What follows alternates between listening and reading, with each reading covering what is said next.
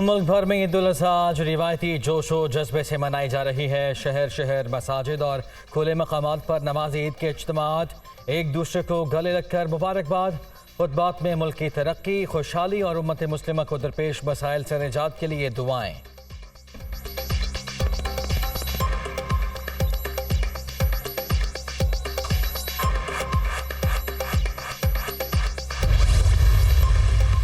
ईद कुर्बान पर सुन्नत इब्राहिमी पर अमल जारी, शहर शहर जानवरों की कुर्बानी।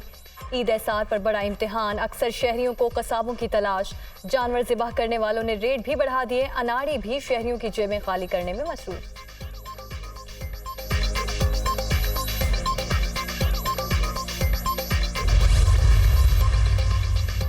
वज़ीर आज़म शहबाज शरीफ पारा चिनार पहुँच गए। आर्मी चीफ के साथ पाक अफगान बॉर्डर पर फौजी जवानों के साथ नमाज ईद अदा की। वज़ीर आज़म और सिपाह सलार ने ड्यूटी पर मामूर जवानों के साथ ईद गुजारी। बुलंद हौसले की तारीफ। वफाकी वज़रा इसहाक डार, ख्वाजा आसिफ और मरियम औरंगज़ेब भी हमरा थे। मसावात, तज़किया नफ्स और दिल की तहारत कुर्बानी के अजीम समरात हैं। आज के रोज़ सैलाब की तबाहकारियों में बेघर होने वालों को ज़रूर याद रखें। भरपूर एहसास है कि पाकिस्तान इस वक्त महंगाई की जद में है। हुकूमत अपनी तमाम तर तवानाइयाँ आवाम को रिलीफ की फराहमी के लिए बुरुए कार ला रही है। अल्लाह ताला आलम इस्लाम को अमन और सलामती का गहवारा बनाए। कश्मीर और फ़लस्तीन के मुसलमानों को भी आज़ादी अता फरमाए। ईद उल अज़हा पर वज़ीर आज़म का पैगाम।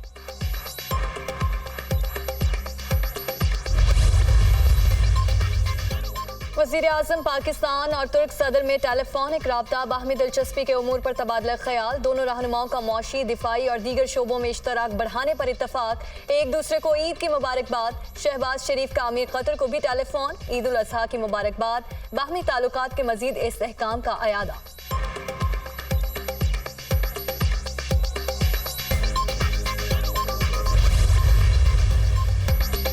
नफरत के बीज बोने वाले के बहकावे में आने वाले जेलों में हैं। पीटीआई सरबराह फैमिली के साथ मुल्क से बाहर जाने के लिए बैकडोर पैगाम भिजवा रहे हैं। वो सियासत ना करने का हल्फ देने को भी तैयार हैं। वज़ीर इत्तलात सिंध शर्जील मेमन का दावा।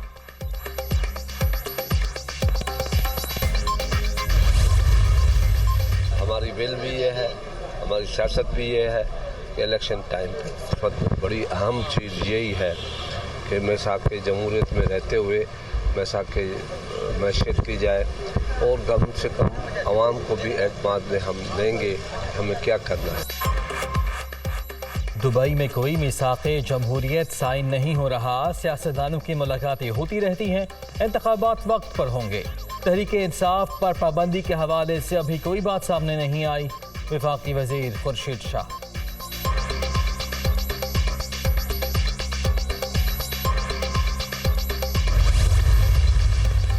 सियासतदान सर जोड़कर बैठें, अवाम की बेहतरी का सोचें और हमारा जो मौक़िफ़ है कि इलेक्शन टाइम पे होने चाहिए। जो अब डिबेट हुई थी हमारी कि ताहियात नाअहली नहीं होती, पीटीआई जैसे बनी थी वैसे ही टूटी है, तो इसलिए टूटने में भी टाइम लगता है, मगर उन्होंने तो टाइम ही नहीं लगाया। पीटीआई का जो नज़रिया था वो 9 मई को दफन हो गया था।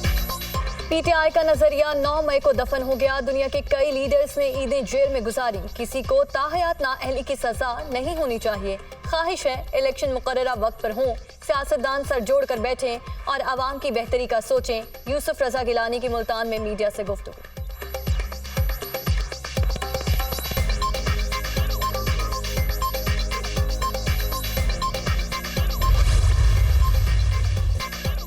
इसहाक डार IMF की शराइत पहले मान लेते तो शायद गुमगू की सूरत हाल ना होती।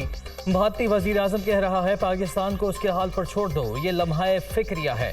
शाह महमूद कुरैशी की मुल्तान में गुफ्तगू।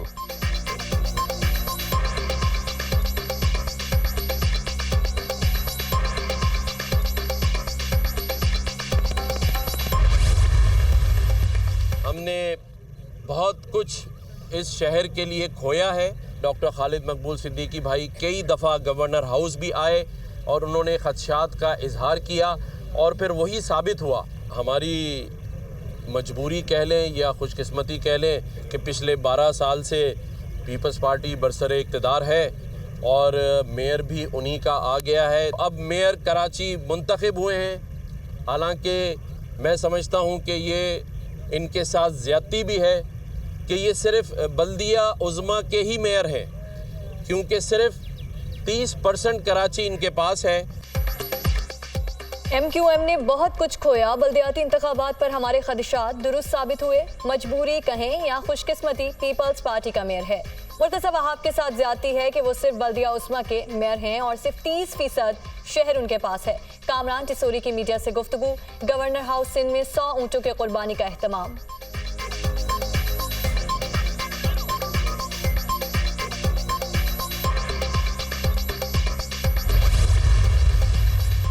محبتیں بانٹیں, لوگوں کو قریب لے کے آئیں. کون عوامی ہے کون عوامی نہیں ہے, اپنے آپ کو عوامی کہنے سے تو کوئی عوامی نہیں ہوتا. اپنے آپ کو اپنی تشہیر کرنے سے تو کوئی عوامی نہیں ہوتا.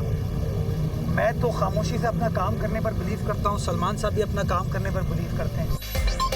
عید محبتیں بانٹنے کا دن ہے. کون عوامی ہے اور کون نہیں, فیصلہ عوام کرے گی. کچھ لوگوں کو جمعہ 8 دن ہوئے ہیں. کراچی میں علائشیں اٹھانے کے لیے 110 کلیکشن پوائنٹس بنا دیے. میئر کراچی مرتضی وہاب.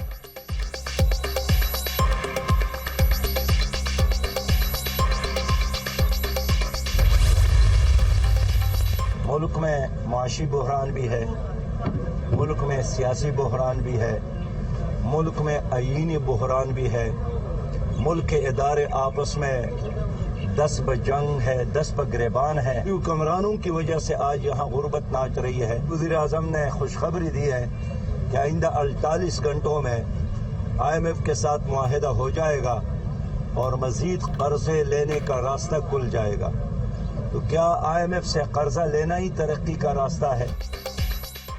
ملک میں سیاسی اور آئینی بحران پیدا ہو چکا. قومی ادارے آپس میں دستوں گریباں ہیں.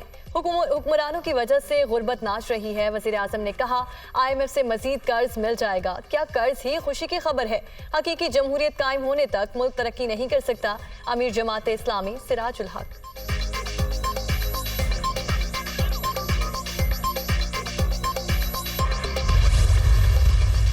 ہم ایک نئی پالیسی لے کر آئے ہیں جس کا نام ہے بانڈڈ ویئر ہاؤس.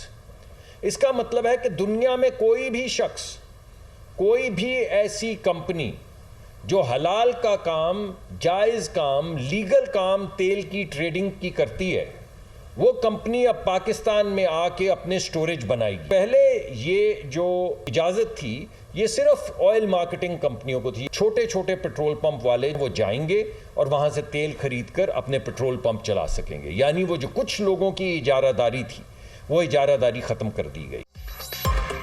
تیل کی ذخیرہ اندوزی روکنے کے لیے بڑا اقدام. حکومت کا بانڈڈ ویئر ہاؤس پالیسی لانے کا اعلان. بڑے ممالک بھی پاکستان میں تیل سٹور کر سکیں گے. 10 ماہ میں تیل کے ملکی کنووں کا گردشی قرضہ 0 کر دیا. جلد LNG کا سرکولر ڈیٹ ختم کریں گے. عوام کو ریلیف کی فراہمی اولین ترجیح ہے. توانائی کی ضرورت پوری کرنے کی کوششیں جاری ہیں. وزیر مملکت برائے پیٹرولیم مصدق ملک کی پریس کانفرنس.